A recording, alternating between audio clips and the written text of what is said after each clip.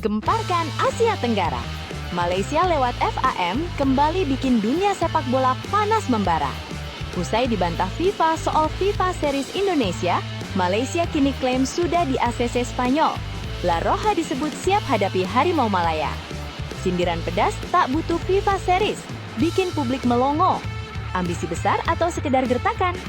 Ini fakta yang bikin netizen ribut. Simak semua faktanya hingga selesai.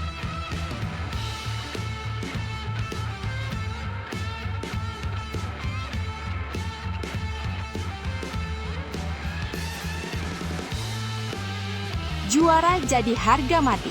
FIFA Series 2026 disebut momentum balas luka Timnas Indonesia. Kesempatan emas pertama usai gagal ke Piala Dunia 2026 akhirnya datang. John Hartman didorong persembahkan trofi demi harga diri Garuda. Dukungan ex-exco PSSI menggema keras. Naturalisasi jadi senjata, tapi bakat lokal jangan dilupakan. Akankah GBK jadi saksi kebangkitan Garuda? Tonton hingga selesai.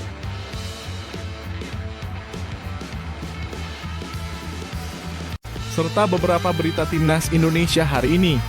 Selengkapnya hanya di Zona Timnas Indonesia.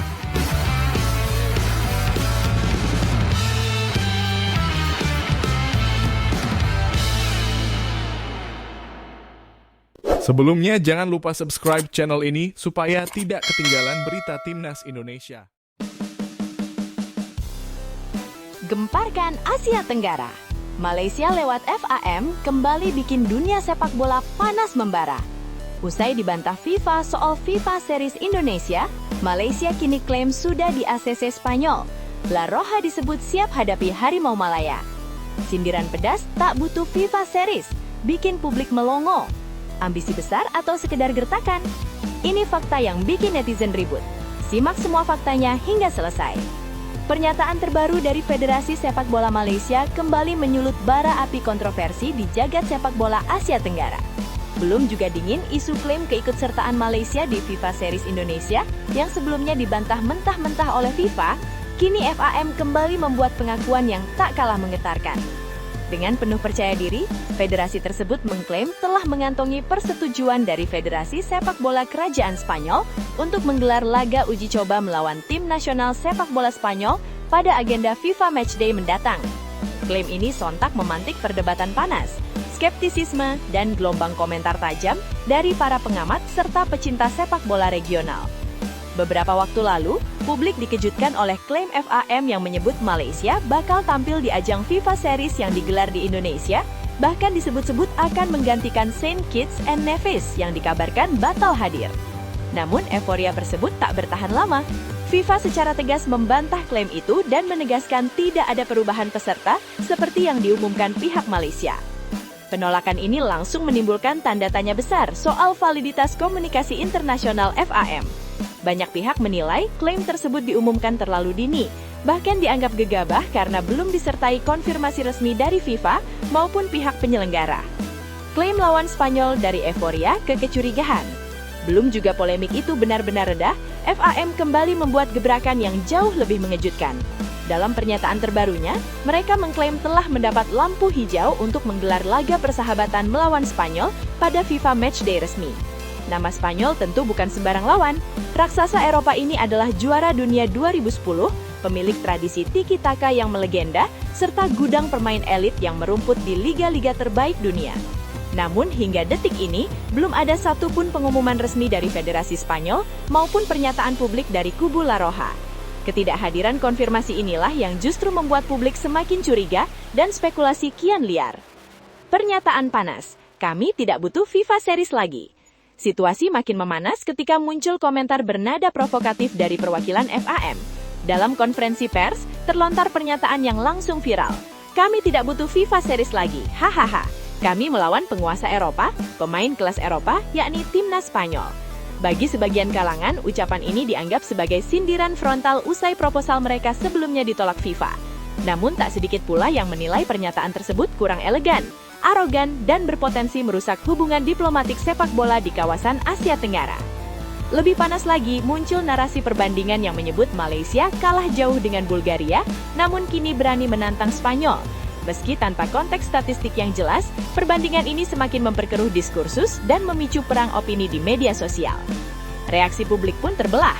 Pendukung FAM memuji langkah ini sebagai bukti ambisi besar dan keberanian menghadapi tim elit dunia. Mereka yakin laga melawan Spanyol, jika benar terjadi, akan menjadi lompatan besar bagi mental dan pengalaman pemain Malaysia. Sebaliknya, para pengkritik justru mempertanyakan kredibilitas klaim tersebut. Mengingat klaim FIFA Series Indonesia sebelumnya berujung bantahan resmi, banyak yang menilai pengumuman ini terlalu prematur dan rawan menjadi bumerang reputasi. Beberapa analis bahkan menyebut jika laga ini benar-benar terwujud, maka pertandingan melawan Spanyol akan tercatat sebagai salah satu momen paling prestisius dalam sejarah sepak bola Malaysia. Namun jika gagal terrealisasi, citra FAM kembali dipertanyakan dan kepercayaan publik bisa semakin tergerus. Menunggu jawaban pasti. Hingga kini belum ada rilis jadwal resmi dari Federasi Spanyol maupun daftar pertandingan FIFA Matchday yang mencantumkan Malaysia sebagai lawan. Publik pun masih menunggu, apakah ini strategi diplomasi sepak bola tingkat tinggi yang sedang berjalan senyap atau sekedar manuver komunikasi untuk mengalihkan perhatian dari polemik sebelumnya. Satu hal yang pasti, pernyataan "kami tidak butuh FIFA Series lagi" telah menambah bumbu panas dalam dinamika sepak bola Asia Tenggara. Jika Malaysia benar-benar menghadapi penguasa Eropa, dunia akan menjadi saksi. Apakah ini mimpi besar yang akhirnya terwujud, atau klaim sensasional yang kembali berakhir dengan tanda tanya besar? Gimana menurut kamu? Ambisi berani atau sekedar gertakan? Tulis pendapatmu di kolom komentar. Jangan lupa like kalau menurutmu ini panas. Share biar makin ramai. Subscribe supaya nggak ketinggalan drama sepak bola paling heboh.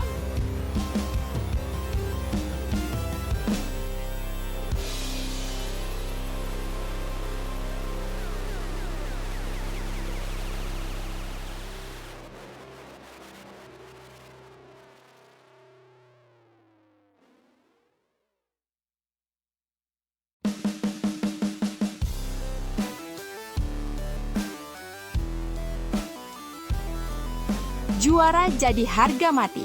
FIFA Series 2026 disebut momentum balas luka Timnas Indonesia. Kesempatan emas pertama usai gagal ke Piala Dunia 2026 akhirnya datang. John Hartman didorong persembahkan trofi demi harga diri Garuda. Dukungan ex-exco PSSI menggema keras. Naturalisasi jadi senjata, tapi bakat lokal jangan dilupakan. Akankah GBK jadi saksi kebangkitan Garuda? Tonton hingga selesai. Ajang FIFA Series 2026 yang dijadwalkan berlangsung pada 27 hingga 31 Maret mendatang bukan sekadar turnamen persahabatan biasa. Bagi PSSI, kompetisi ini dipandang sebagai panggung wajib menang. Sebuah momen krusial untuk mendambal luka mendalam publik sepak bola Indonesia usai kegagalan menembus putaran final Piala Dunia 2026. Harapan rakyat kini ditumpukan penuh pada skuad Garuda untuk bangkit, berdiri tegak, dan kembali menyalakan api kebanggaan nasional. Di bawah komando pelatih anyar asal Inggris, John Hartman, Timnas Indonesia akan bersaing dengan 3 kontestan lintas konfederasi, Bulgaria dari UEFA, Kepulauan Solomon dari OFC, serta Saint Kitts and Nevis dari CONCACAF. Format singkat dan padat membuat setiap laga bernilai final. Tak ada ruang untuk lengah, tak ada tempat untuk eksperimen setengah-setengah. Indonesia dijadwalkan membuka kiprah dengan menghadapi Saint Kitts and Nevis pada 27 Maret di Stadion Utama Gelora Bung Karno. Di laga lain, Bulgaria akan berhadapan dengan Kepulauan Solomon. Pemenang dari masing-masing pertandingan otomatis melenggang ke partai puncak. Banyak pengamat memprediksi Jai Itzes dan kolega mampu menyingkirkan Saint Kitts and Nevis, yang berarti peluang bentrok dengan Bulgaria di final terbuka sangat lebar. Bagi publik tanah air, trofi FIFA Series bukan lagi sekadar bonus, melainkan harga mati. Gelar juara dipandang sebagai obat paling mujarab untuk menyembuhkan kekecewaan panjang akibat mimpi Piala Dunia 2026 yang kandas di tengah jalan. Kemenangan di kandang sendiri, di hadapan puluhan ribu supporter, diyakini mampu mengembalikan kepercayaan dan optimisme yang sempat runtuh. Peluang Indonesia untuk mengangkat trofi juga dinilai sangat realistis. Status tuan rumah menjadi keuntungan besar, ditambah komposisi skuad yang kini dipenuhi pemain-pemain naturalisasi berpengalaman dari Eropa dan Liga Domestik. Nama-nama seperti Jai Itzes, Kevin Dix, Kelvin Verdonk, Emil Audero, Martin Paes, Rizky Ridho, hingga Ricky Kambuaya diprediksi tetap menjadi tulang punggung starting 11 dan simbol kekuatan baru skuad Garuda. Dukungan keras pun datang dari berbagai pihak, termasuk mantan anggota Exco PSSI sekaligus pemilik klub FCV Dender IH, Sihan Sitorus. Ia menegaskan bahwa kunci utama keberhasilan timnas bukan hanya soal kualitas individu, melainkan kebersamaan total di dalam dan luar lapangan. Menurutnya, seluruh elemen harus bergerak dalam satu irama, dari jajaran pimpinan hingga elemen terkecil sekalipun. Sihar menilai FIFA Series ini sebagai kesempatan pertama yang sangat berharga untuk mengobati harapan besar rakyat Indonesia yang sempat hancur. Ia menyebut ajang ini bukan hanya soal trofi, tetapi juga pengalaman penting untuk membangun fondasi mental dan karakter tim ke depan. Meski begitu, ia mengingatkan agar program naturalisasi yang terus dikejar PSSI tetap berjalan seimbang dan tidak menutup mata terhadap bakat-bakat lokal yang berkualitas. Baginya, pemain diaspora memang penting, tetapi visi permainan timnas harus menjadi prioritas utama. Jika pemain lokal mampu memenuhi kebutuhan tersebut, maka mereka juga layak mendapat kesempatan. Pada akhirnya, semua kembali pada arah dan keberanian PSSI dalam menentukan identitas sepak bola Indonesia di masa depan. Menurut kamu, apakah juara FIFA Series 2026 wajib hukumnya untuk timnas Indonesia? Tulis pendapatmu di kolom komentar. Like kalau kamu percaya Garuda bisa bangkit. Share biar semangat timnas makin membara. Subscribe supaya nggak ketinggalan drama dan euforia sepak bola nasional.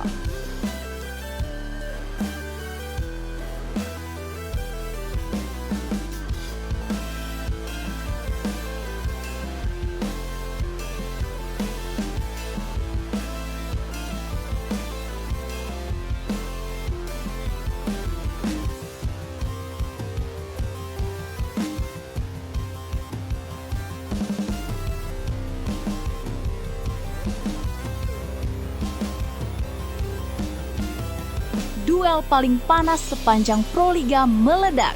Proliga berguncang hebat. Jakarta Pertamina Enduro mengamuk tanpa ampun. Jakarta Popsivo Polwan dibikin tak bernafas. Megawati menggila seperti monster lapangan. Pelatih lawan Darko Dosbrevkov sampai angkat topi. Bintang Popsivo Betania de la Cruz akui main hancur. Arena panas, mental runtuh, skor jadi saksi. Tonton semuanya hingga selesai. Atmosfer panas membara langsung menyelimuti lanjutan kompetisi voli kasta tertinggi tanah air saat Pertamina Enduro berhadapan dengan Popsivo Polwan. Sejak peluit awal dibunyikan, pertandingan ini bukan sekadar laga biasa. Ini adalah perang mental, adu gengsi, dan pertarungan harga diri dua raksasa Proliga yang membuat penonton tak bisa duduk tenang sedetik pun. Dari set pembuka, Pertamina Enduro tampil seperti mesin perang yang tak mengenal kata rem. Serangan cepat menghujani pertahanan lawan, blok-blok rapat membuat Popsivo frustrasi, dan ritme permainan dikendalikan sepenuhnya oleh tim berlogo merah tersebut. Popsivo Polwan dipaksa bertahan dalam tekanan tanpa henti, seolah tak diberi ruang untuk bernafas. Megawati mengamuk, smash petir dan monster block jadi mimpi buruk lawan. Sorotan utama laga ini tak terbantahkan. Megawati Hangestri tampil menggila tanpa kompromi. Setiap loncatannya seperti ancaman mematikan. Setiap smashnya terdengar seperti dentuman petir yang merobek pertahanan Popsivo.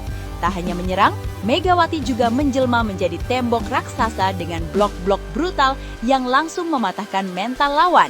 Aksi-aksinya membuat arena bergemuruh, supporter berdiri dan pemain Popsivo hanya bisa saling pandang penuh kebingungan. Setiap kali Popsivo mencoba bangkit, Megawati datang sebagai pemusnah harapan, entah lewat smash keras atau blok monster yang menjatuhkan bola telak ke lantai. Pelatih Popsivo Polwan, Darko Dosbrevkov, bahkan tak bisa menyembunyikan kekagumannya. Dia luar biasa, konsisten, mencetak banyak poin dan bloknya benar-benar monster. Kami kesulitan menghentikannya, ujarnya jujur dan penuh respek. Pernyataan ini seakan menjadi pengakuan resmi bahwa dominasi Megawati benar-benar tak terbantahkan di laga panas ini. Popsivo Polwan ambruk, kesalahan beruntun dan ritme hilang. Di sisi lain, Popsivo Polwan tampil jauh dari performa terbaik. Kesalahan sendiri muncul di momen krusial, receive berantakan, dan skema serangan kerap mati sebelum berkembang. Tekanan Pertamina Enduro membuat Popsivo seperti kehilangan arah dan kepercayaan diri. Bintang Popsivo, Betania Dela Cruz, mengakui pahitnya kekalahan tersebut tanpa banyak alasan. Kami bermain buruk hari ini. Mereka jauh lebih siap dan pantas menang. Ini pelajaran besar bagi kami, katanya dengan wajah kecewa. Kalimat singkat itu terasa seperti tamparan keras, sekaligus bukti bahwa Pertamina Enduro memang tampil di level yang berbeda. Pertamina Enduro tampil superior, aura juara makin terasa. Bukan hanya Megawati yang bersinar, permainan kolektif Pertamina Enduro benar-benar solid dari lini ke lini. Setter mengatur tempo dengan cerdas, disiplin pertahanan, dan variasi serangan membuat Popsivo terus salah baca. Dukungan supporter yang mengguncang arena semakin menambah energi dan kepercayaan diri tim. Saat set penentuan berjalan, dominasi Pertamina Enduro semakin menggila. Jarak poin melebar, momentum tak terbendung, dan hasil akhir pun menjadi ledakan emosi yang membuat publik Proliga heboh luar biasa. Kemenangan ini bukan sekadar angka di papan skor, ini adalah pernyataan keras, pesan tegas, dan sinyal bahaya bagi seluruh pesaing. Pertamina Enduro siap menguasai musim ini dengan mental baja dan performa mengerikan. Bagi Popsivo Polwan, kekalahan ini menjadi alarm keras untuk segera berbenah. Dengan kualitas pemain dan pengalaman yang dimiliki, mereka jelas tak ingin kembali dipermalukan dengan cara yang sama. Satu hal yang pasti, duel ini akan dikenang sebagai salah satu laga paling panas, paling emosional, dan paling spektakuler di Proliga musim ini. Kalau kamu setuju laga ini gila dan Megawati benar-benar monster lapangan, like biar makin semangat. Komen menurutmu siapa MVP sesungguhnya. Share ke sesama pecinta voli biar makin rame. Subscribe supaya nggak ketinggalan berita paling panas dan heboh selanjutnya.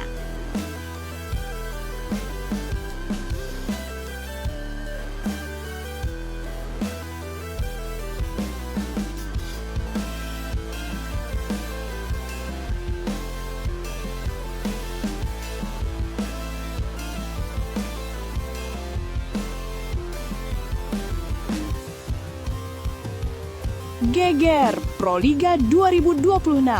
Peta top skor putri berguncang. Megatron tersalib. Nama Katarina Zitkova meledak di puncak. 185 poin jadi teror baru. Usia 36 tahun tak menghalangi keganasan. Bintang Eropa ini bikin Indonesia terpana. Persaingan makin panas dan tak terprediksi. Simak semua hingga selesai. Persaingan gelar top skor putri Proliga 2026 benar-benar memasuki fase paling panas dan paling brutal. Setiap laga terasa seperti medan perang angka. Setiap poin menjadi pertaruhan gengsi. Di tengah gemerlap aksi para bintang, publik voli Indonesia dikejutkan oleh satu nama yang kini berdiri paling tinggi di puncak, Katarina Zitkova. Di saat Megawati Hangeskuri Pertiwi, sang Megatron kebanggaan tanah air tampil luar biasa bersama Jakarta Pertamina Enduro, ternyata takdir berkata lain di papan top skor. Megatron harus rela berada di bayang-bayang Zitkova yang mengamuk tanpa ampun dengan total 185 poin. Angka yang membuat lawan-lawan hanya bisa terdiam. Zitkova mengamuk. 185 poin jadi bukti nyata keganasan berseragam Jakarta Electric PLN. Katarina Zitkova menjelma menjadi mesin poin tanpa rem. Setiap smashnya terasa seperti palu godam. Setiap serangannya penuh presisi. Dan ketenangannya di momen krusial membuat lawan kehilangan arah. Ia bukan sekadar mencetak angka, ia menghancurkan mental. Persaingan top skor pun semakin ramai dan penuh intrik. Kenya Egues dari Gresik Petrokimia membuntuti di posisi ketiga dengan 168 poin. Sementara Polina Shemanova dari Jakarta Bin tak mau kalah dengan torehan 159 poin. Namun hingga kini tak satu pun mampu menggusur singgasana Zitkova. Usia 36 tahun, bukan penghalang, justru senjata. Lahir di Cherkasy, Ukraina dan kini menginjak usia 36 tahun, Zitkova membuktikan bahwa umur hanyalah angka. Dengan kewarganegaraan Azerbaijan, opposite spiker ini tampil seperti veteran bermental baja. Tenang di bawah tekanan, tajam saat dibutuhkan dan selalu tahu kapan harus menusuk pertahanan lawan. Pengalaman panjangnya di Eropa menjelma menjadi senjata mematikan di Proliga. Ia bukan pemain yang panik, bukan pula tipikal pencari sensasi. Zytkova adalah algojo senyap, datang, menghitung momen, lalu menghantam tanpa ampun. Karir Eropa panjang, jam terbang kelas elit. Sebelum menggebrak Proliga, Zytkova telah menempuh perjalanan karir yang keras, panjang dan syarat tempaan di panggung Eropa. Musim 2023-2024, ia menjadi andalan PAIS DX Finals FIBA di Ligue A Feminim. Tampil konsisten di kompetisi domestik hingga Eropa. Sebelumnya, ia juga pernah merasakan ketatnya Liga Elit bersama volleyball Casalmaggiore di Italia dan CS Volley Alba Blach di Rumania. Perjalanan lintas negara ini membentuk Zytkova menjadi pemain super matang, kaya taktik, dan nyaris tanpa celah dalam membaca permainan. Statistik bicara, fakta tak terbantahkan. 185 poin bukan angka kebetulan. Itu adalah hasil konsistensi, kecerdasan bermain, dan mental juara. Di saat banyak pemain naik turun performa, Zytkova justru stabil seperti mesin presisi. Tak heran jika namanya kini dielu-elukan, diperbincangkan, dan ditakuti di setiap pertandingan Proliga 2026. Satu hal yang pasti, perebutan top skor belum selesai. Megatron masih mengintai, para bintang asing terus menekan, dan drama Proliga dipastikan makin menggila. Namun untuk saat ini, tahta tertinggi resmi milik Katarina Zytkova. Menurut kamu, apakah Zytkova bakal bertahan di puncak sampai akhir musim? Atau Megatron akan melakukan comeback brutal? Like kalau kamu suka persaingan panas Proliga. Komen jagoan top skor versi kamu. Share ke pecinta voli lainnya biar makin rame. Subscribe supaya nggak ketinggalan berita voli paling panas dan heboh setiap hari.